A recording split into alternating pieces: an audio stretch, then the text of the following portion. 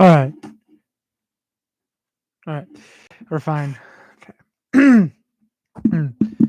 Welcome. This is the Western Star Movie Podcast. I'm your host, HJW, Hunter James West. And every Monday at 2, we're in here, of course, always. We're here to talk about the latest movies and entertainment news, maybe the biggest movie of the week, probably. And we have a lot to talk about.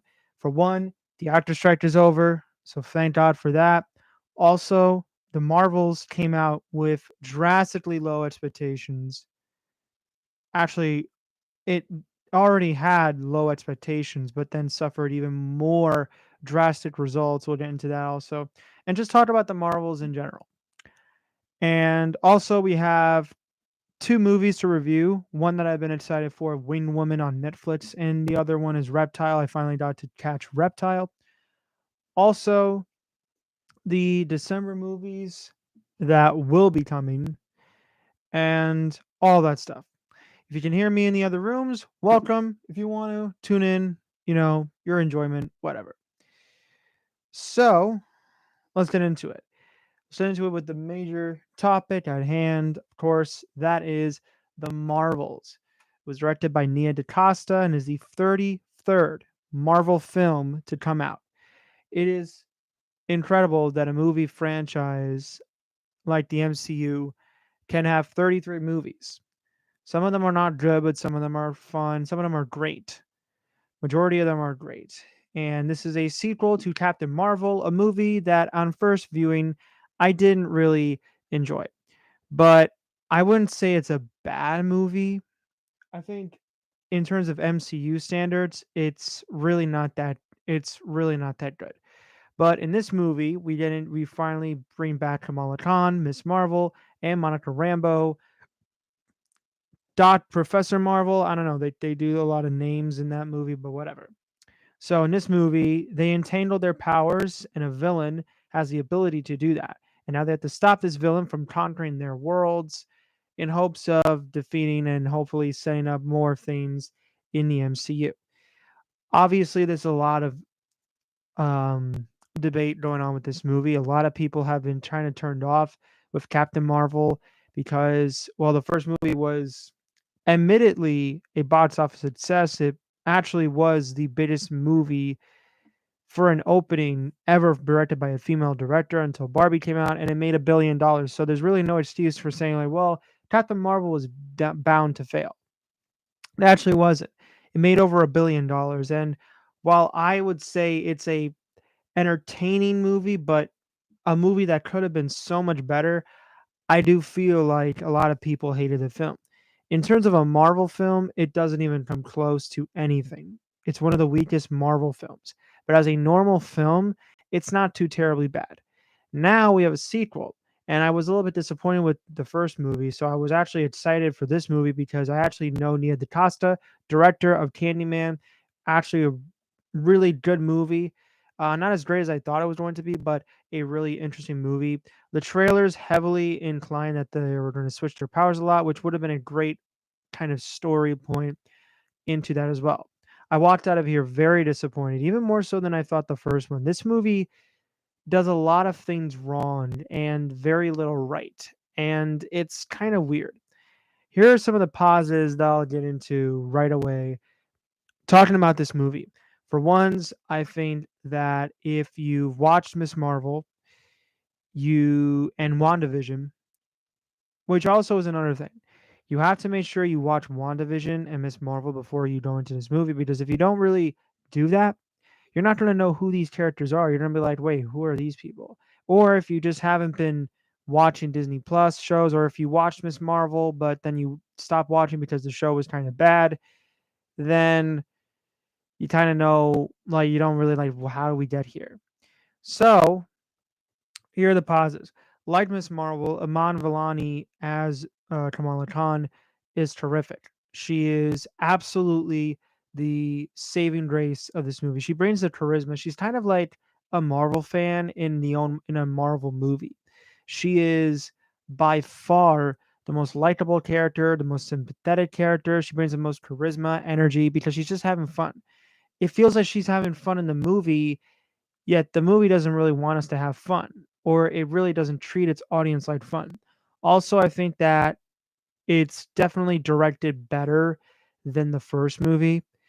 Also, I think that visually it's much better than the first movie because it's a lot more colorful.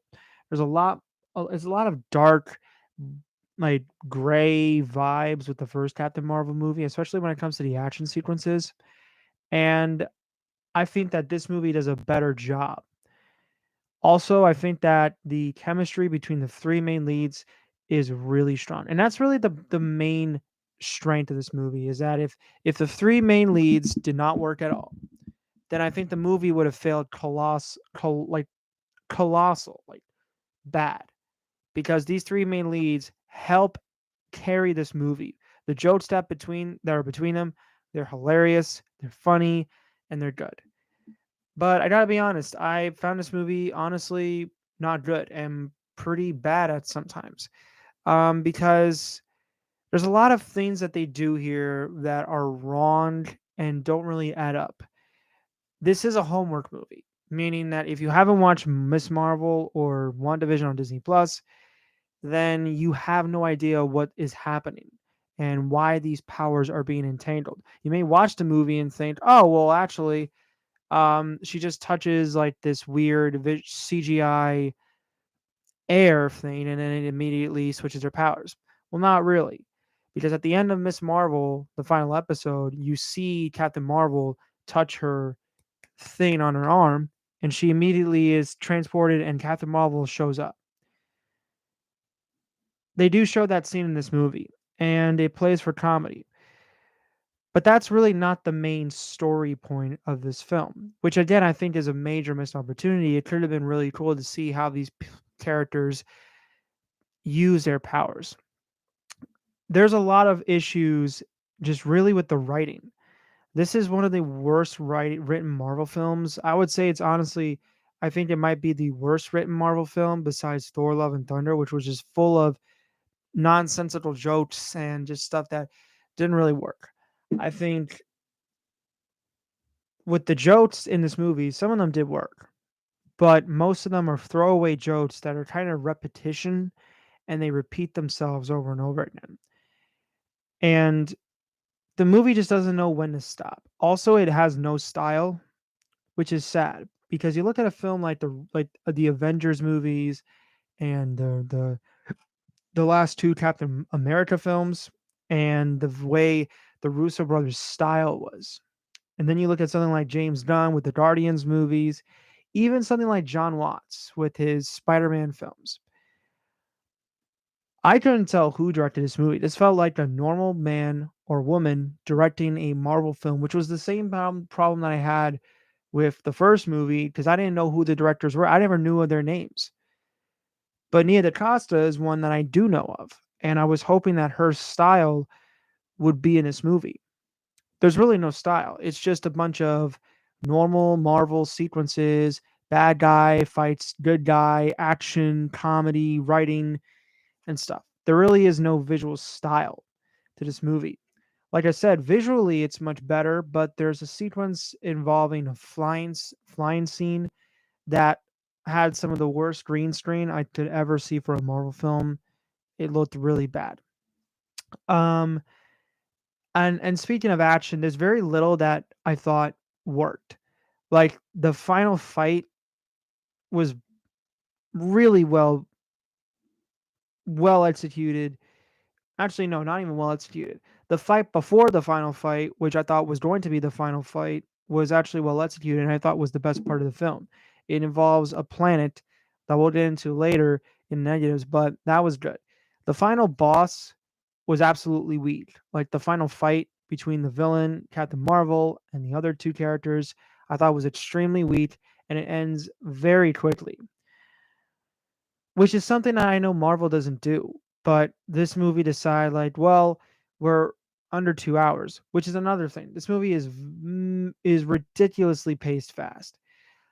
Like 1 hour and 45 minutes, which is insanely short. And as of this stream, and as of this day, is currently the shortest Marvel film ever made. and you can feel this could have been a Disney Plus original film, or maybe even like a Disney Plus series, where this Miss Marvel season 2, it focuses on Kamala Khan, Captain Marvel, and then Monica Rambeau, and it's like, okay, well, we have to figure out how to swap our powers, and then maybe Kamala Khan goes to school, and Captain Marvel and Monica Rambeau are fighting, and then it swaps. That could have been fine. I just don't think an hour and 45-minute movie worked for me, especially the tone. It's tonally off. There's a lot of sequences that make you think like it's going to be a comedy movie, and then it's like a dramedy, and then it's a straight up Marvel film. And a lot of this feels like four movies in one, and you can't decide on what movie's good or not. You can't decide on one film, which is a horrible choice to make in any of these movies, is when you don't have a consistent tone. And that really, really sucks. The villain might as well be twiddling a mustache and saying and wearing like a top hat and a suit with a cane, because I always said that the dark elf from Thor, I don't even know his name, but I've always said that he was the most uninteresting and the worst villain in all of the Marvel films. This comes to a close second. This villain, Darham, is awful. And it's not the actress's fault, who's actually married to Tom Holland. It's the writing for her character. It's just conquer planets and destroy bad guy for revenge. That's really it. There's nothing else to her character. Like Kang meant something in the MCU, and he's going to mean something. The High Evolutionary in Guardians 3 meant something because you saw a backstory. This movie being an hour and 45, you don't really get that. And that's a huge problem, considering the fact that we have a film that is ridiculously expensive and could potentially be the first MCU flop.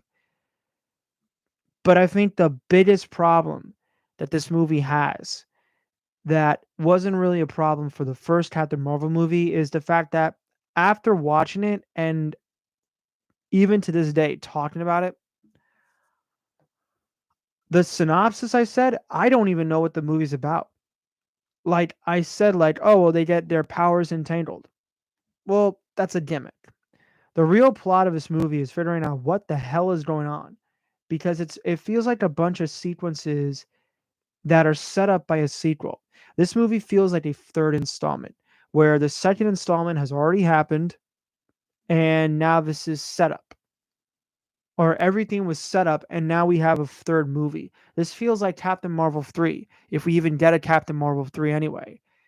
And just absolute, like, disgrace, because I expect a lot more when it comes to a Marvel film.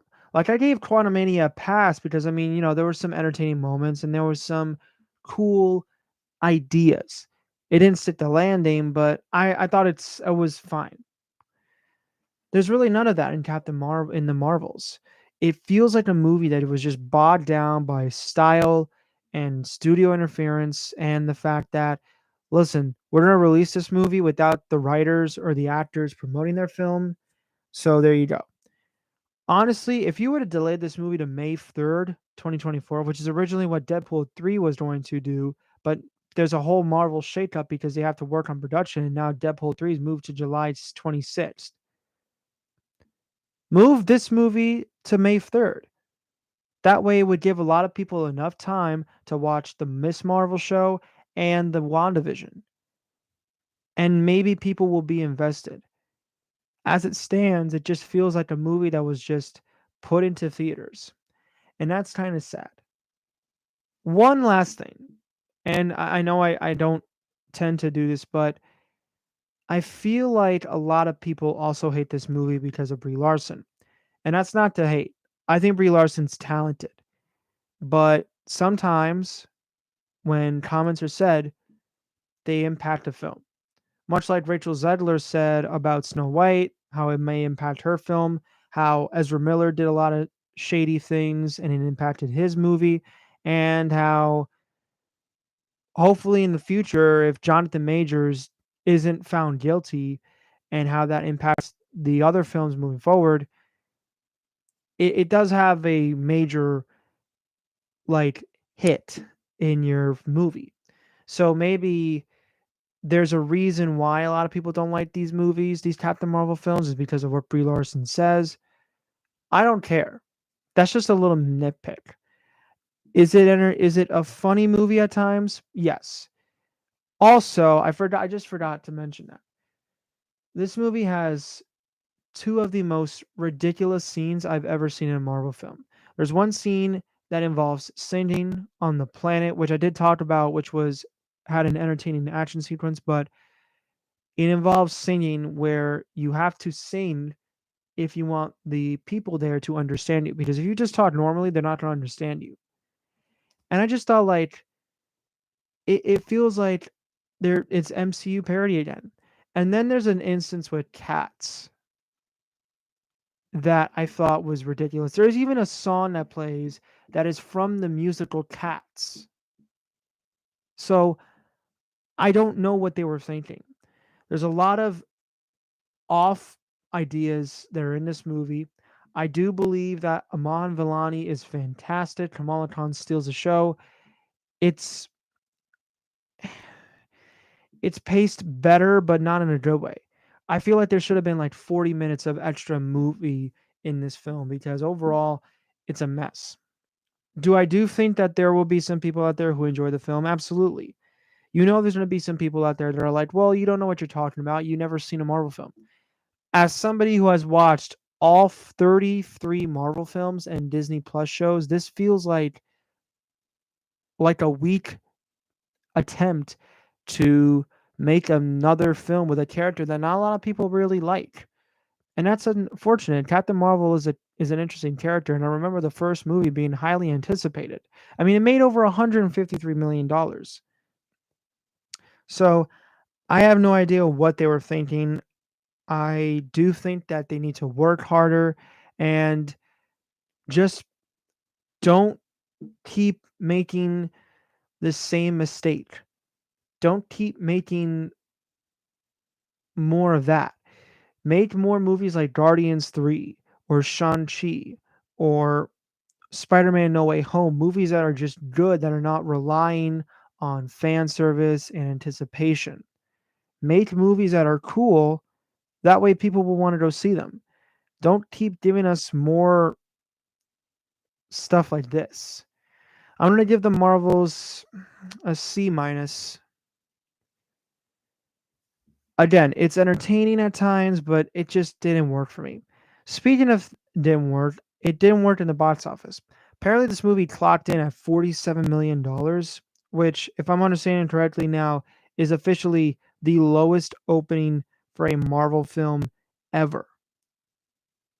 And I mean ever.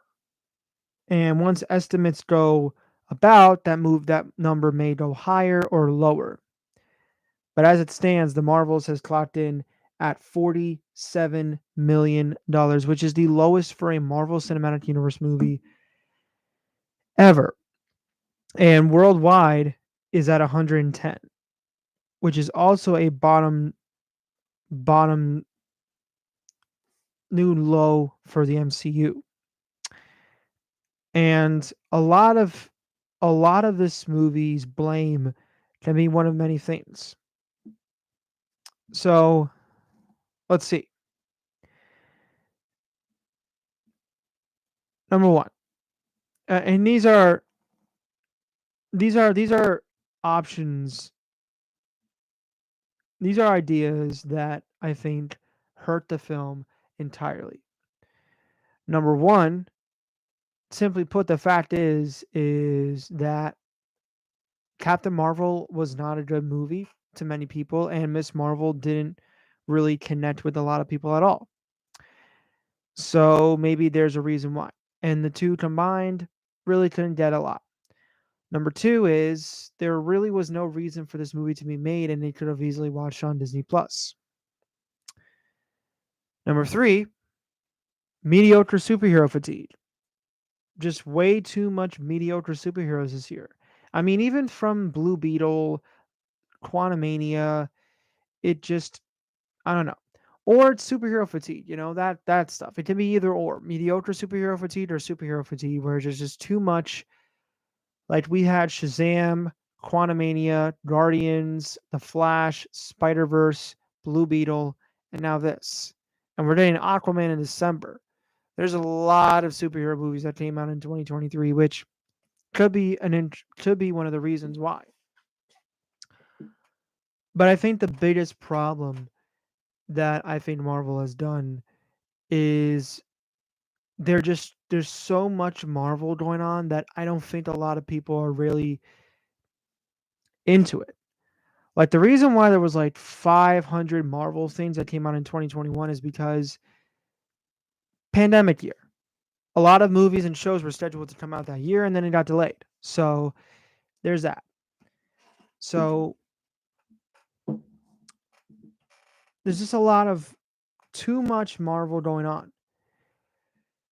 And a lot of that has to do with the fact that the crossovering with the show and the movie, I just don't think works. And no matter what you do, it feels like you have a lot to blame. There's certain parts that need to be blamed. And one of them is for Marvel to just be like, "Hey, listen, you only need to do 2 movies a year and 2 shows. That's it." But we have to make everything connected to a universe, so we have to do like 3 or 4. And I think I'm starting to get a little bit annoyed with that. I think that Marvel needs to tone it down. You don't see DC doing a movie every year. I mean, they didn't do one in 2020. Well, they did.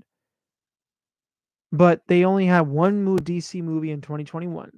They had one in 2024 and or 22 and four in 2023. So I just think that there's too much of it going on and that needs to dial back. And that's the whole Marvel's situation. Again, I did not like the movie. I thought that there's a lot of problems with it. Again, is it entertaining? Yes, but this should have been a much better film considering the fact that it, this could have been an upgrade. This could have been an upgrade. And I just don't think they did a good job at all. Oh.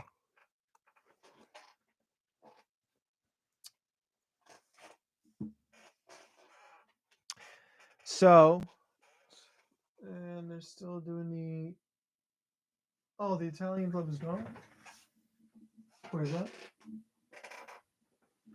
Okay, Italian club's gone. We're good. Sorry, no, the Italian club took over the lounge in there, so there you go. Next up is Wingwoman. We're going to get into the more reviews now. So Wingwoman is here. And I think I talked about this movie before on my November movies. And I wanted to watch this one because I was interested in what they were doing. This looked like French Charlie's Angels. This is a French movie, and it's actually what it is. This is Charlie's Angels. So the premise of this movie is that a team of two are have done an assignment and they're done. They work for this woman and they're done. However, this woman brings them back into the line of field and asks them to steal something and find a painting. Here's the catch. They have to do it, otherwise they won't go back to their normal lives. And she's persuading them to do so. So this is pretty much like espionage, Charlie's Angels meets French. And I thought this was a well thought together film. I actually thought it was good. I liked it a lot. I liked it. This is a good movie. And I think what separates this from Charlie's Angels, the actual live action one that they rebooted years ago, is I think that it's a much better story and it feels structurally kept together. And I think that the biggest thing I liked about this film is the performances and the actors. I have to look it up because they're French names, but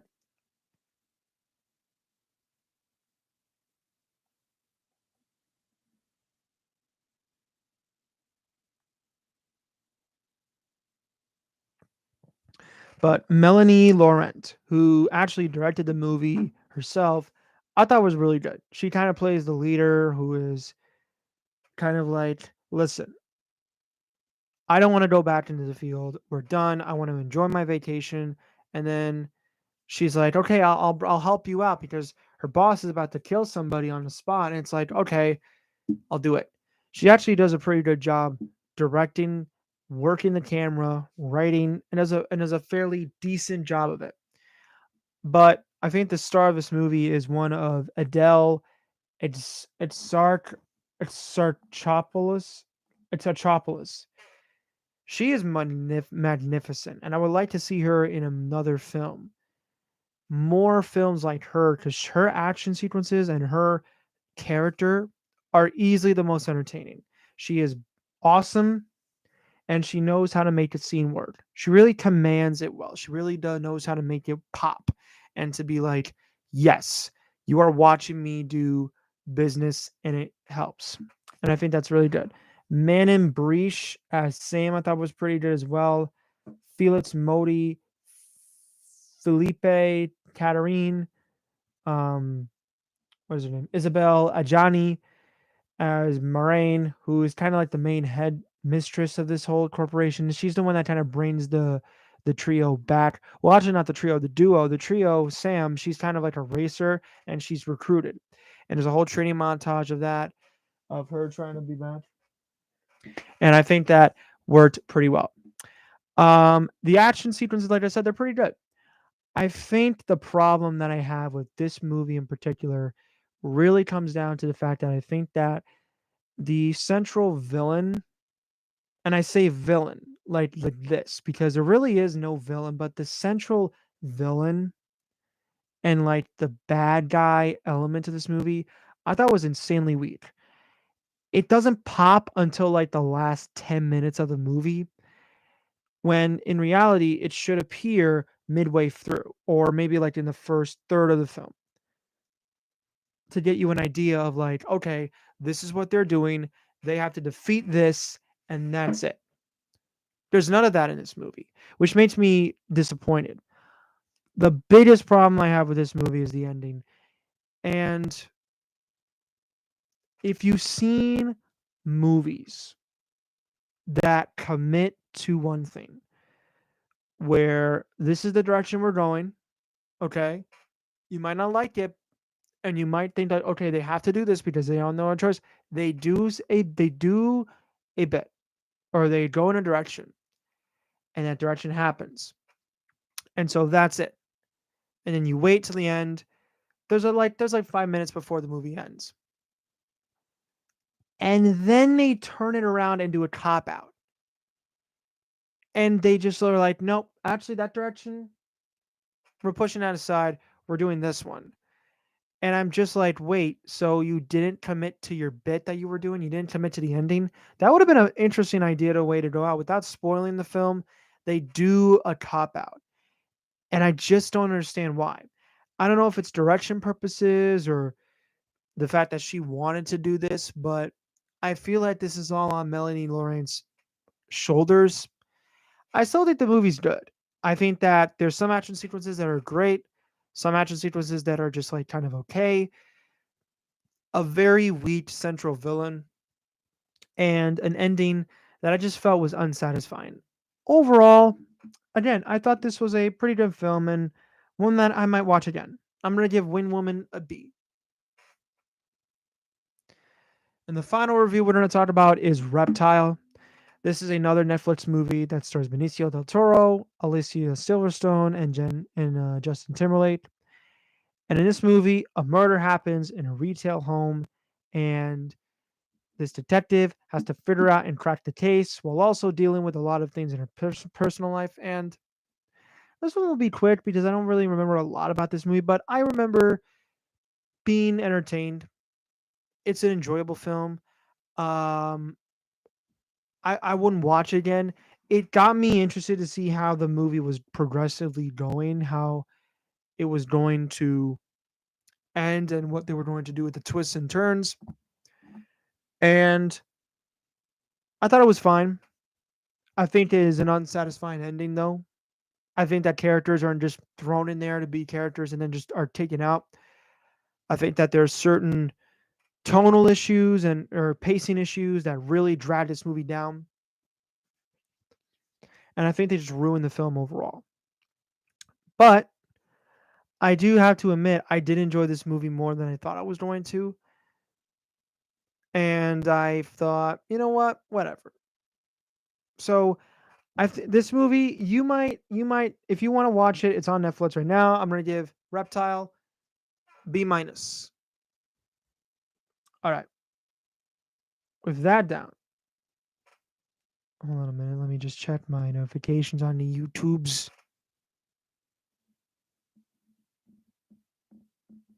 Okay. Oh, look at that. There I am. I'm right there on the camera. I don't know if you can see, but oh my god, you can actually wait. You actually see me. Wait, hold on. Wait. Hold on. That's actually pretty sad. Look, wait. Look at that.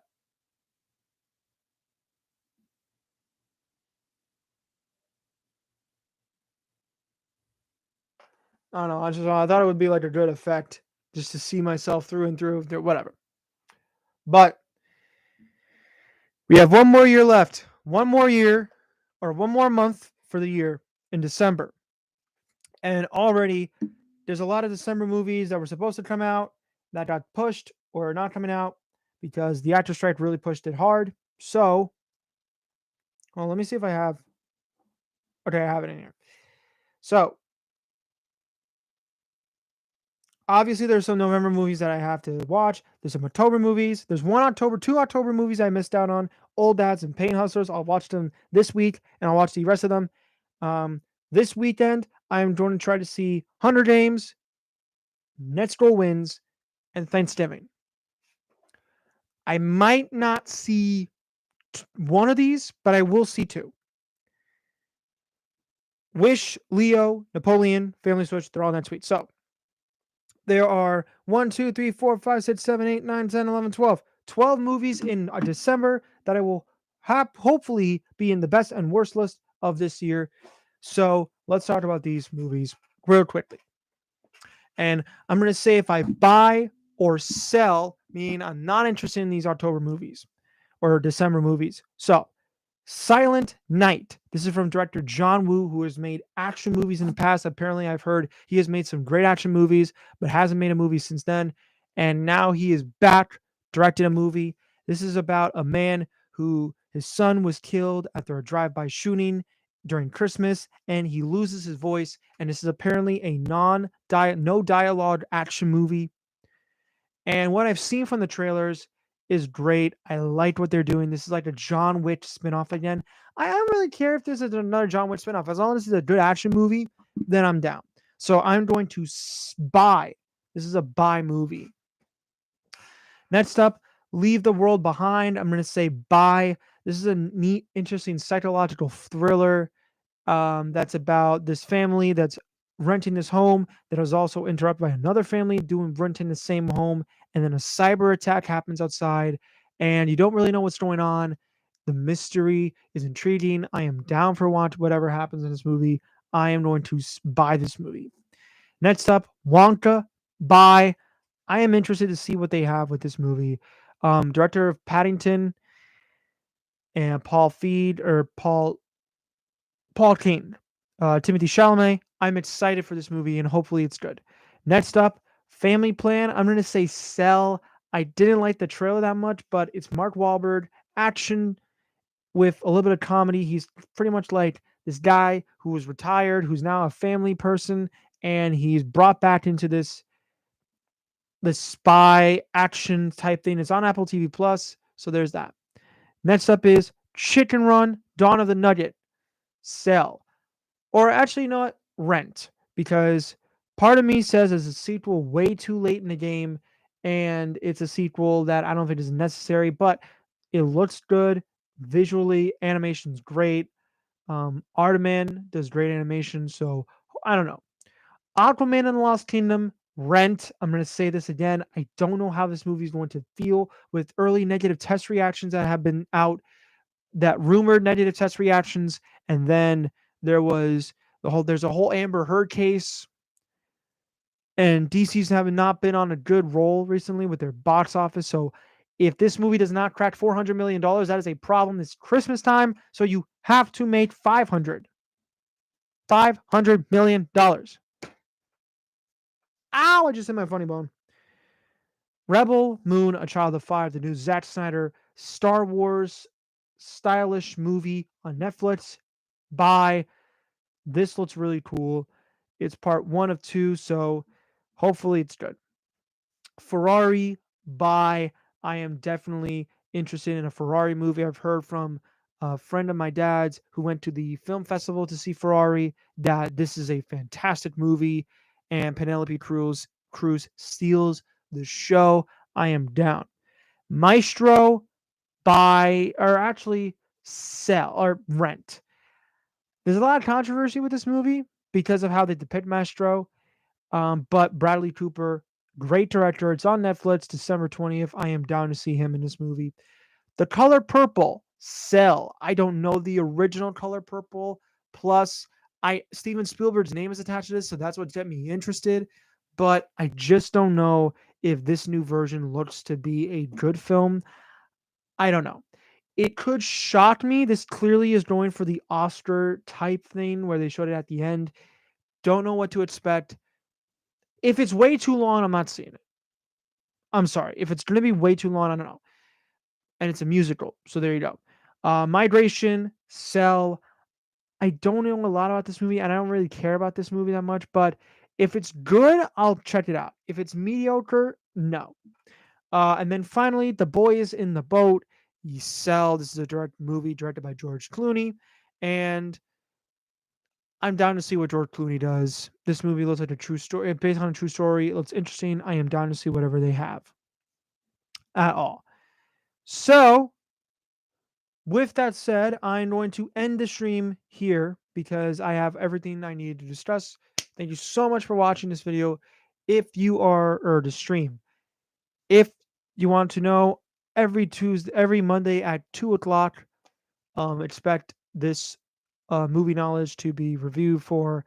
I'm not gonna actually hold on. No, I'm 2 Mondays in a row because Thanksgiving break is next week. So there you go. But thank you guys so much. Please subscribe to the WYUR. Thank you so much for watching. This has been the Western Star Movie Podcast signing off.